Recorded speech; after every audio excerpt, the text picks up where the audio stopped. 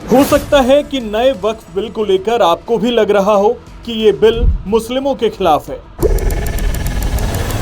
लेकिन ऐसा नहीं है। नया वक्फ बिल मुसलमानों के खिलाफ नहीं, बल्कि मुस्लिमों के नाम पर वक्फ को लूटने वालों के खिलाफ है।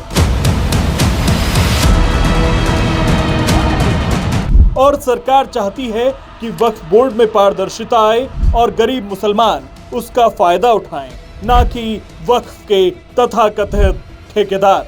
कुछ सवालों से समझिए कि वक्फ में पारदर्शिता क्यों जरूरी है। क्या आपको पता है कि देश भर में हजारों वक्फ संपत्तियों का सही रिकॉर्ड ही नहीं है? क्या आपको अंदाजा है कि जिन जमीनों को गरीबों और जरूरतमंदों के भले के लिए रखा गया था, वो आज किनके हाथों में जा रही हैं? क्या मुसलमान को पता है कि वक्फ बोर्ड की सालाना कमाई कितनी होती है? क्या आम मुसलमान को पता है कि वक्फ बोर्ड की जितनी संपत्ति है उसकी कमाई उससे बहुत कम है? क्या मुसलमान को पता है कि वक्फ की संपत्तियों पर अवैध कब्जा करने वालों के बारे में आपको नहीं पता होगा? इसलिए सरकार चाहती है कि वक्फ बोर्ड में पारदर्शिता आए, जरूरतमंद ही वक्फ बोर्ड से लाभान्वित हों, क्योंकि वक्फ बोर्डों ने इन संपत्तियों की सही निगरानी नहीं की। इनकी लापरवाही की वजह से कई वक्फ संपत्तियों के रिकॉर्ड अधूरे हैं, गलत हैं या फिर गायब हो चुके हैं।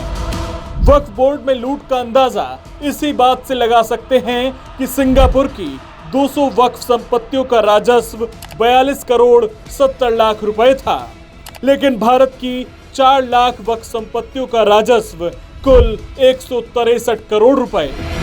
2017 में इंडिया टुडे के एक स्टिंग ऑपरेशन से पता चलता है कि मेरठ की वक्फ संपत्ति नंबर 3068 का मुतवल्ली कमर अहमद 680 स्क्वायर यार्ड जमीन 1 करोड़ 30 लाख रुपए में देने के लिए तैयार था और उसका 25% वक्फ बोर्ड के सदस्यों को देने की बात स्वीकार करता नजर आया। 2017 में ही हैदराबाद वक्फ बोर्ड ने एक रिपोर्ट जारी की जिसमें 16 मंडलों की हजारों संपत्तियों का जिक्र था, लेकिन इन संपत्तियों के असली मालिक कौन थे, उन्हें किराए पर कितने में दिया गया, कोई सही जानकारी नहीं थी। कुछ जमीनें तो दशकों पहले मात्र 100 रुपए के किराए पर दी गईं और कभी उनका किराया बढ़ाया ही नहीं गया। इसके अलावा वक्फ के लुटेरों ने वो काम भी किए जो इस्लाम में हराम माने जाते हैं। वक्फ संपत्ति को कभी शराब के कारोबार के लिए नहीं दिया जाता, लेकिन इन लोगों ने वक्फ संपत्ति विजय माल्या की शराब कंपनी को 99 साल के लिए लीज पर दे दी थी। इसलिए नए वक्फ विधेयक की जरूरत पड़ी। इस कानून के तहत एक केंद्रीय पोर्टल बनाया जाएगा जिसमें सभी वक्फ संपत्तियों का पूरा रिकॉर्ड होगा।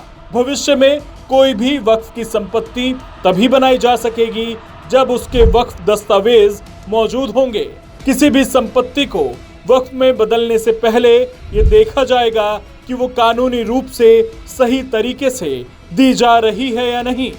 सोचिए, समझिए और विचार कीजिए, क्योंकि ये सवाल है आम मुसलमान के भविष्य का, आम मुसलमान के बच्चों के भविष्य का।